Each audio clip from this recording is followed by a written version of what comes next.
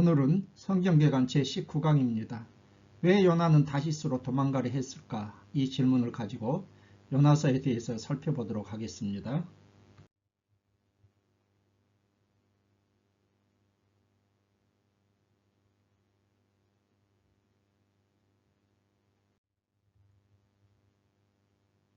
구약성경의 시대 구분 및 내용에 대한 부분은 계속해서 살펴보는 내용입니다. 오늘 살펴볼 요나서는 분열왕국 시대에 해당하겠습니다. 선지서의 시대 순에 의한 구분을 살펴보게 되면요, 오늘 살펴볼 요나서이죠.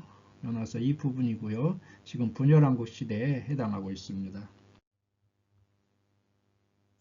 이스라엘의 남북 열왕들과 예언자들에 대한 이 도표에서 살펴보게 되면 오늘 지금 살펴볼 요나서가 이 부분이지 않습니까? 북이스라엘 중에서 이 요나가 활동했던 시대의 왕은 여로보암 2세가 되겠습니다. 이 부분이죠. 41년을 통치했습니다. 악한 왕입니다. 열왕기하 14장 23절에서 29절에 해당되고 있고요.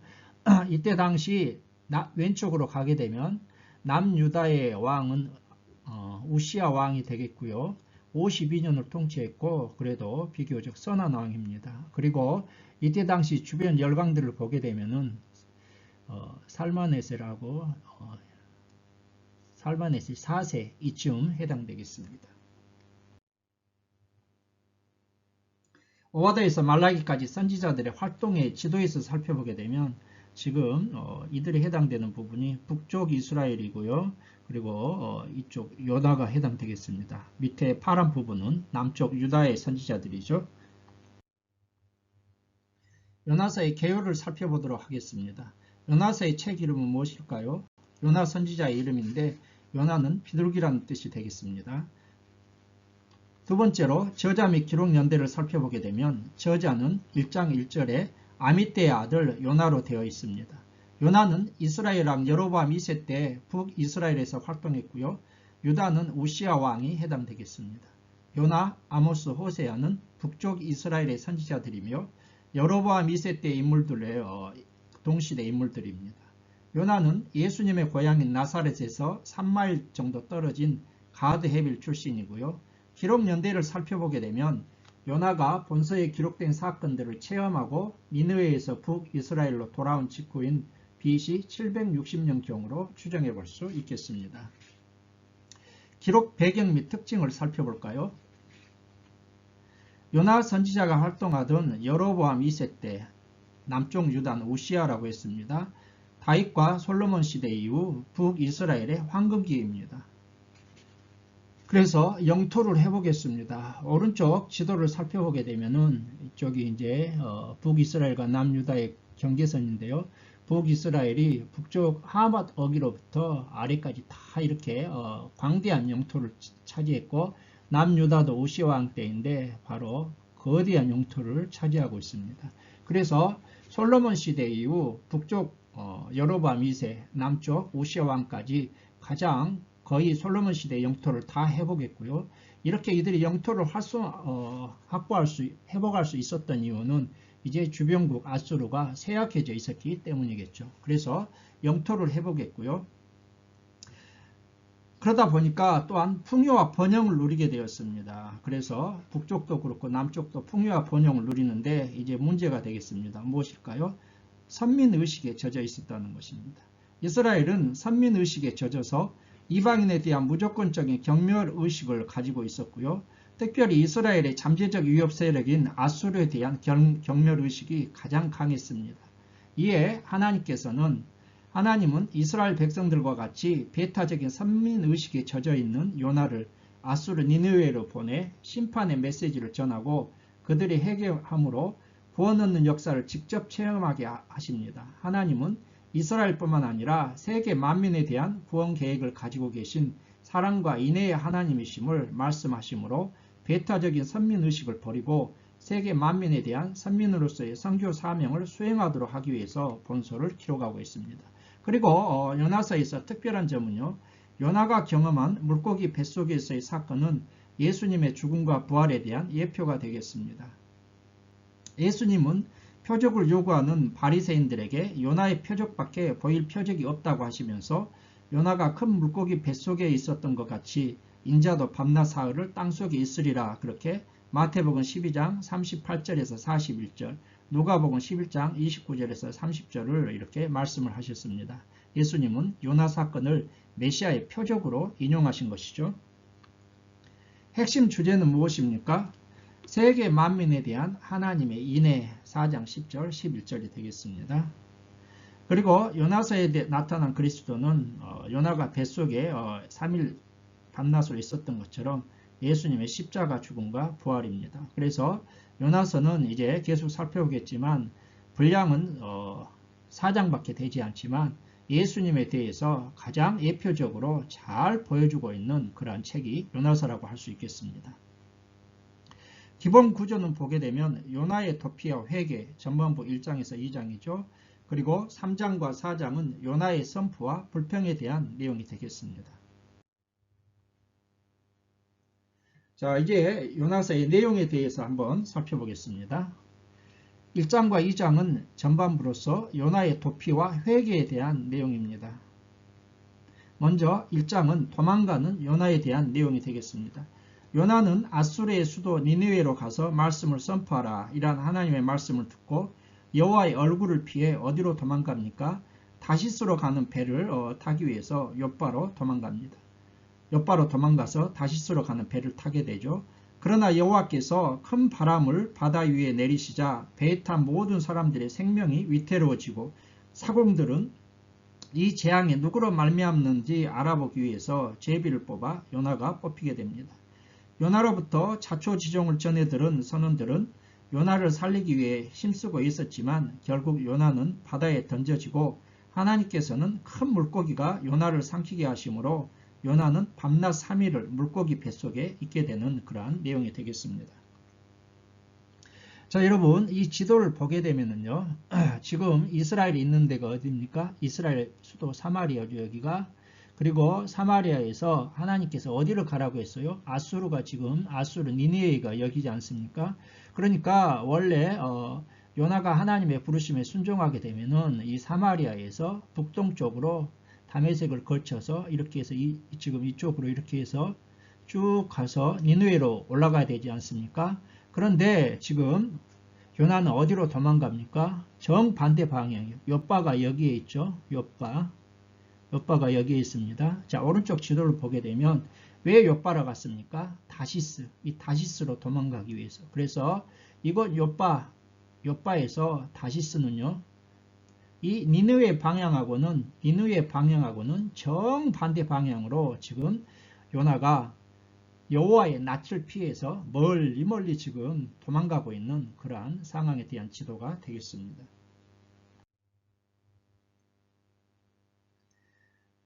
그랜드 주석에서 아름다운 항구 다시 욥바의 정경을 제가 발췌해 보았습니다. 욥바라는 것은 무슨 뜻이냐면은 아름다움이라는 뜻이에요. 그래서 지중해 연안에 있는 욥바는 예나 지금이나 중요한 항구였고 아름다운 항구 도시였다는 것을 알 수가 있습니다.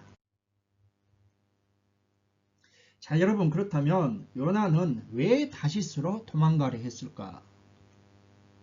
먼저 이스라엘의 선민의식 때문입니다. 이스라엘 사람들은 유대인만의 하나님이다. 이방인의 하나님은 아니라는 거예요. 그래서 하나님은 유대인만 구원하신다. 이방인들은 지옥 불쏘시개를 위해서 하나님이 준비하셨다. 이러한 배타적인 선민의식을 가지고 있어요. 그런데 재미있는 사실은요. 구약에서 요나는 하나님께서 이방인 선교를 위해서 부르셨는데 그 이방인 선교를 거부하고 있어요. 그래서 욥바로 가서 다시스로 도망가려 합니다. 정반대 방향으로 말씀하지 않았습니까? 그런데 선민의식과 관련되어서 신약의 사도 베드로도요. 백부장 고넬료에게 가기 전 욥바에서 기도하는 중 환상을 보지 않습니까? 사도행전 10장에. 하늘에서 보자기가 내려와서 지저분한 그런 짐승들을 가지고 잡아먹으라 하나님께서 말씀하시니까 주여 저는 깨끗해서 이러한 율법에서 금하는 것을 잡아먹지 못하겠습니다. 이러기를 3번이나 하고서 올라가지 않습니까? 그래서 이게 무슨 환상의 뜻이 의미가 뭘까 하고 있을 때 고넬료가 보낸 사람들이 와서 자신들의 사정을 얘기하면서 베드로에게 자신들을 청하고 있는 그러한 내용이 되겠습니다. 그래서 참 신기한 게요. 구약에서도 최초로 하나님께서 이방인 선교를 위해서 요나를 부르셨는데 그 요나가 욥바에서 다시스로 도망가려 하는 거절하는 사건이 일어났고요. 신약에서도 사도행전 10장에서 베드로가 이제 사도행전 10장은 이방인 선교에 대한 그러한 이해의 폭을 넓히는 그런 최초의 사건이지 않습니까?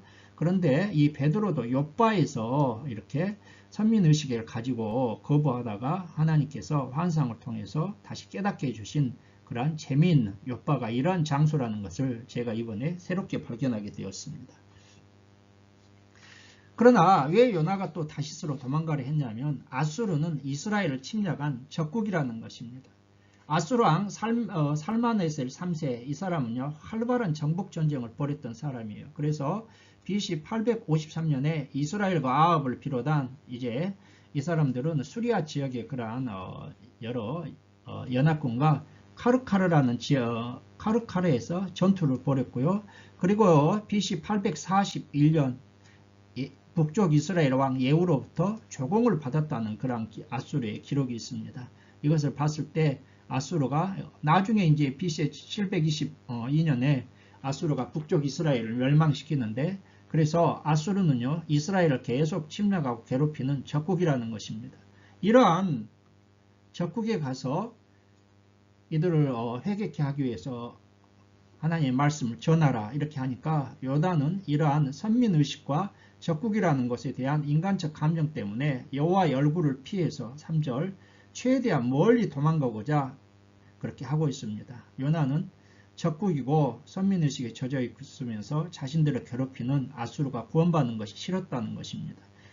이것이 우리가 일제시대 때 우리를 괴롭히던 일본에 가서 그들이 망하지 않도록 그들에게 복음을 전하라 하면 그때도 아마 싫었을 것입니다. 이러한 이해를 우리가 가지게 된다면 왜 요나가 다시스로 도망가려 했을까 여기에 대해서 우리가 심증적으로나마 이해할 수가 있겠습니다.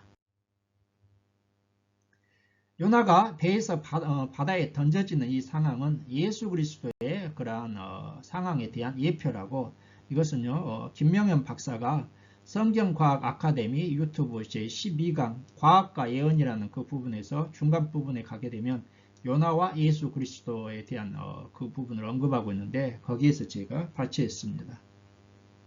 자, 요나와 예수 그리스도를 한번 보게 되면요. 요나는 이방인 선장이죠. 이방인이 선장으로 있고요. 그 다음에 예수 그리스도도 당시 이방인 총독 빌라도이지 않습니까? 그런데 선장과 빌라도 총독의 그 공통점이 무엇이냐면 사형권을 가지고 있다는 것입니다.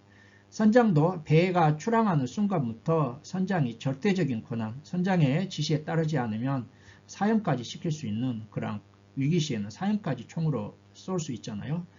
뿐만 아니라 이방인 총독도 이때 사형에 대한 권한은 총독만이 가지고 있었다는 것입니다.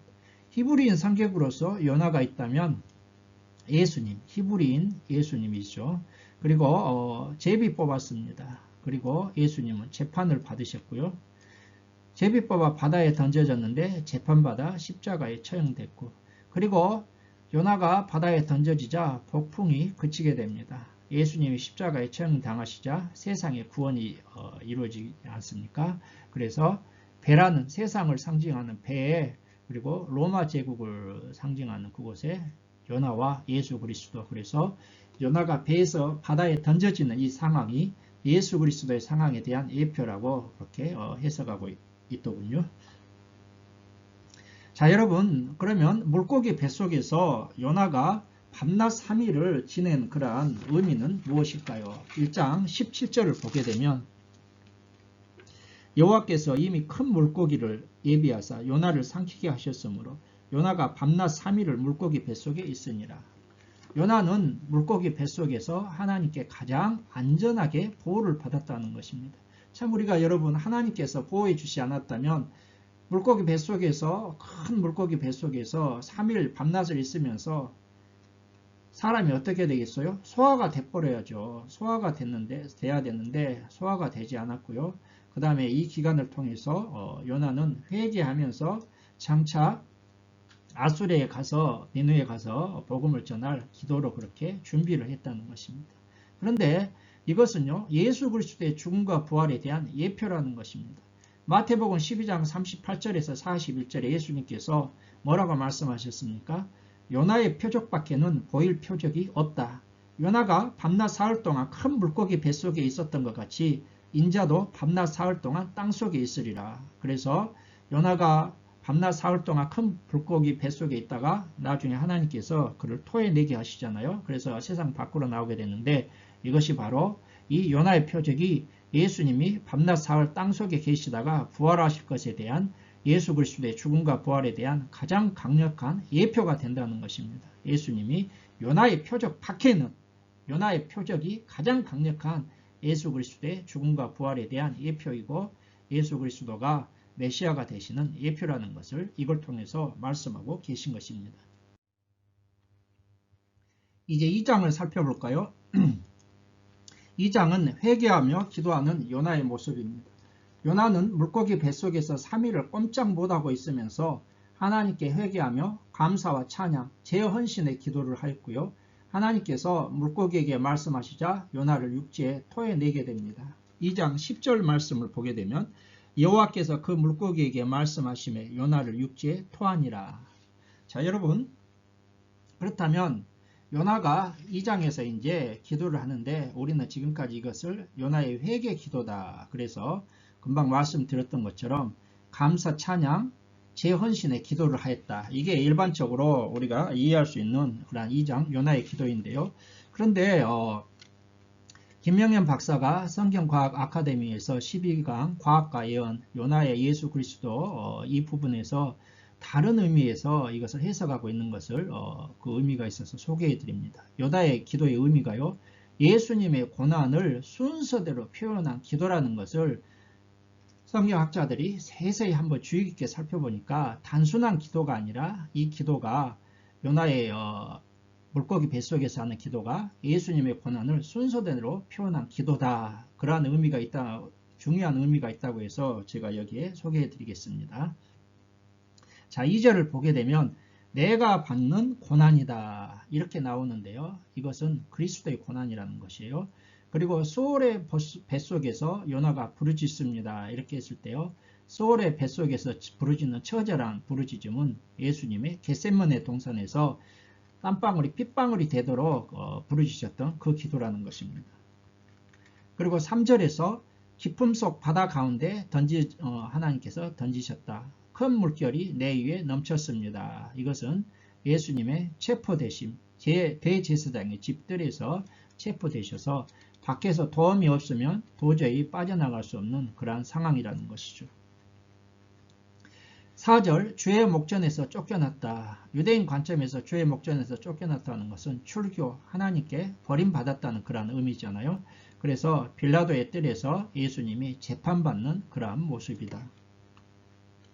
5절에 물이 나를 두르고 기쁨이 나를 에워쌌고 바닷불이 내 머리를 감쌌습니다. 이것은요, 예수님 홍포를 입으시고 가시 면류관을 그러한 로마 군병들이 가시로 면류관 만들어서 강제로 쓰시지 않았습니까? 그래서 거기에 대한 내용이라는 것이죠. 6절 산의 뿌리까지 내려갔고 그 빗장으로 막았다. 이것은 무덤 속에 계신 예수님에 대한 그러한 의미이고 내 생명을 구덩이에서 건지셨습니다. 이것은 부활에 대한 내용이라는 것이고 7절 내 기도가 주께 이르렀습니다. 이것은 기도응답 받았다는 내용이고 8절 자기에게 베푸신 은혜를 버렸습니다. 이것은 유대인들이 하나님의 은혜를 버렸다는 그런 해석의 내용이고요. 9절에서 주께 제사를 드리고 나의 서원을 주께 갚겠습니다. 이것은 제사의 맹세와 예수님이 십자가를 지심으로 거기에 대한 내용이고 구원은 여호와께 속하였나이다. 이것은 예수님만이 구원자이다. 예수님이 무슨 뜻이에요? 구원자라는 뜻이잖아요. 그래서 예수님이 저희 백성을 제 죄에서 구원할 자이심이라. 마태복음에 그렇게 나오죠. 그래서 구원은 여호와께 속하였나이다. 이것은 예수만이 유일한 구원자다. 그리고 여기에 대해서 서명을 했다는 것입니다. 물론 뭐 다른 전통적인 해석도 있지만은 그러나 우리가 이게 뭐 절대적이다 그런 의미는 아니고요. 요나가 기도하는 의미가 예수님의 고난을 순서대로 표현한 그러한 기도다. 이러한 해석도 있다는 것을 좀 의미가 있는 것 같지 않습니까? 그래서 이것을 소개해 드렸습니다. 자, 이제 후반부의 내용이죠. 3장과 4장은 요나의 선포와 불평에 대한 내용이 되겠습니다. 먼저 3장은 니느웨에서 선포하는 그러한 요나의 모습입니다. 요나는 두 번째로 임한 하나님의 말씀에 순종해서 니느웨로 가서 사흘 길을 하루 동안 다니면서 40일 후에 있을 하나님의 심판을 선포하게 됩니다. 40일이 지나면 니느웨가 무너지리라 그렇게 하나님의 말씀을 선포하지 않습니까? 심판을. 자, 그런데 이 모습을 통해서 우리가 알 수 있는 것이 무엇입니까? 요나가 기뻐서 하는 것이 아니라 마지못해서 그냥 대충 말씀을 전하고 지나가 버렸다는 것입니다. 왜 그렇습니까? 이 니느웨 성은 사흘길입니다. 사흘길. 그래서 니느웨 성을 다 돌아다니려면 그 둘레가 사흘길인데 이것을요 하루 동안 다니며 쑥 지나가 버리는 것이죠. 가운데로. 뭐라고? 40일 후에 니느웨가 무너지리라 이렇게 하나님의 말씀을 선포했습니다. 그래서 마지못해서 이제 하나님의 말씀을 대충 전하고 있는 그러한 요나의 모습을 볼 수가 있고요. 그러자 니느웨 성이 어떻게 합니까? 회개를 합니다. 회개를 해요. 요나의 선포를 들은 니느웨 성 사람들은 왕으로부터 시작해서 모든 백성이 회개했고 하나님께서는 뜻을 돌이키사 재앙을 내리니 아니하시니라 그렇게 말씀하고 있습니다. 참 의외의 반응이 나오지 않습니까? 그리고 또 하나님께서 이 니느웨의 회개 모습을 보시고 뜻을 돌이키사 재앙을 내리지 아니하셨다는 것입니다. 자, 여러분, 그러면 우리가 이 부분에서요, 왜 니느웨는 이렇게 회개했을까? 요나는 니느웨의 회개를 기대했어요? 안 했어요? 안 했죠. 회개를 기대하지 않고 마지못해 그냥 대충 말씀을 쑥 한번 전하고 지나와 버린 것입니다. 자, 그런데 니느웨가 이렇게 철저하게 회개했다는 것입니다. 왜 그랬을까요? 하나님께서 니느웨 성 사람들이 회개할 수 있는 환경을 마련하고 계셨다는, 이미 마련하셨다는 것이죠. 당시 아수르는요, 살마네셀 3세, 아까 이 부분 앞부분에서 말씀드렸습니다. 굉장히 기세가 좋게 정복 전쟁을 했었던 사람인데 이 살마네셀 3세가 죽은 후 국력이 굉장히 쇠약해져 있었어요. 그래서 열왕기하 14장 25절에서 여로보암 2세가 영토를 하맛 어귀에서 아라바까지 회복할 수 있었다고 했는데 그 이유는요, 이때 당시 아수르가 국력이 쇠약해져 있어서 이제 그 주변국에 대해서 정복 활동을 할 수 있는 여력이 없었기 때문에 그 틈을 이용해서 이제 여로보암 2세가 옛날 솔로몬의 그러한 영역까지 영토로 회복할 수 있었다는 것입니다. 그리고요, 이때 당시 큰 역병, 전염병이 아수르 지역에 그렇게 창궐했습니다. BC 765년에서 759년까지 큰 전염병이 거의 두 번에 걸쳐서 있었다고 합니다. 그리고 각지에서 반란이 일어났기 때문에 그 반란을 진압하기 위해서 내부적으로 반란이 있으니까 그게 먼저 진압해야 되지 않겠어요? 그래서 외부에까지 눈을 돌릴 그런 여력이 없었다는 것입니다. 그런데 참 특이한 것은요, BC 763년 6월 15일에 니느웨 성에 계기일식이 있었다는 것입니다. 요나가 니느웨 성에 간 것이 BC 763년인데 이때 요나가 갔던 그 무렵에 니느웨 성에 계기일식이 있었어요. 그래서 오늘날도 여러분 계기일식이 있게 되면 갑자기 캄캄해지면은요, 어떻겠어요? 무섭잖아요. 그래서 그때 당시는 어떻겠어요? 이런 계기일식이나 이런 게 갑자기 닥치게 되면은 완전히 패닉에 빠지죠. 큰 두려움, 민심이 흉흉해지고 공포심과 두려움에 빠졌다는 것입니다. 이러한 상황 속에서 요나가 심판을 외치죠. 40이 지나면 이 아수르가 망하리라, 이러한 심판에 대한 외치고 가니까 그 후에 계기일식이 있게 되니까 백성들과 왕까지 두려움에 벌벌 떨면서 와, 저 사람의 말이 사실인가 보다 하면서 두려움에서 회개할 수밖에 없었다는 것입니다. 자, 이렇듯이 하나님은 모든 때와 상황을 보고 알고 계십니다. 그래서 우리 성도들이 하나님의 말씀에 순종하여 말씀을 전하기만 하면 우리 인간의 힘이 아니라 역사는 누가 하시죠? 하나님께서 성령께서 하셔서 놀라운 역사가 일어난다는 것입니다. 그리고 하나님께서는 회개하는 자들은 그가 누구이건 용서와 자비를 베풀어 주신다. 귀한 메시지를 우리가 깨달을 수 있습니다. 여러분, 우리가 여기에서 전도는요, 우리 인간의 유식한 말이나 힘으로 하는 게 아니에요. 사실 인간이 하는 것은 무엇입니까? 외치고 전하는 것 뿐입니다. 나머지 역사는 누가 하시죠? 하나님께서, 성령께서, 구원할 자 성령께서 하십니다. 그래서 우리가 왜 니느웨가 회개했을까? 하나님이 이미 모든 것을 세팅하시고 모든 환경을 마련하시고 요나에게 가서 그들에게 회개 말씀을 전파하라고 했는데 요나는 마지못해서 했지만 이러한 놀라운 열매가 있었다는 것을 꼭 깨닫는 저와 여러분들이 되시기 바랍니다. 예, 4장 요나의 불평과 박넝쿨 사건에 대해서 살펴보도록 하겠습니다. 요나의 불평과 하나님의 책망입니다. 요나가 하나님께 심하게 화를 내면서 불평합니다. 4장 2절 여호와께 기도하며 이르되 여호와여 내가 고국에 있을 때 이러하겠다고 말씀하지 아니하였나이까. 그러므로 내가 빨리 다시스로 도망하였사오니 주께서는 은혜로우시며 자비로우시며 노하기를 더디하시며 이내가 거시사 뜻을 돌이켜 재앙을 내리지 아니하시는 하나님이신 줄 내가 알았음이니이다. 하나님, 내 이럴 줄 알았다고 따지는 것입니다. 하나님 분명히 이 악한 니느웨 성 사람들도 회개하면은 심판하지 않을 걸 내 알았다고요. 그래서 내가 이 꼴 보기 싫어서 옆바로 가서 그 다음에 멀리 도망가려고 했는데 이렇게 이럴 줄 알았다고 따지면서 하나님께 불평하는 것입니다. 참 선지자치고는 괴팍하죠. 그러자 하나님께서는 내가 성나는 것이 옳으냐 옳지 않다 이렇게 책망하십니다. 이에 요나는 초막을 짓고요. 거기에 거합니다. 무슨 의미가 있어요? 성읍에 무슨 일이 일어나는가 보기 위해서이죠. 자신이 40일 후에 니느웨 성이 무너진다 심판을 선포했는데 그대로 니느웨 성의 멸망을 보고 40일 후에 이스라엘로 돌아가려고 이렇게 초막을 짓고 거하는 것입니다. 참 심보가 고약해요. 이제 박넝쿨 사건에 대해서 한번 살펴볼까요? 하나님께서 요나를 위해서 박넝쿨이 예비하시사 잠시 요나를 햇볕으로부터 가려주니까 요나가 잠시 박넝쿨로 기뻐하게 됩니다. 그런데 여기서 박넝쿨로 번역된 히브리어는요, 키카요니입니다.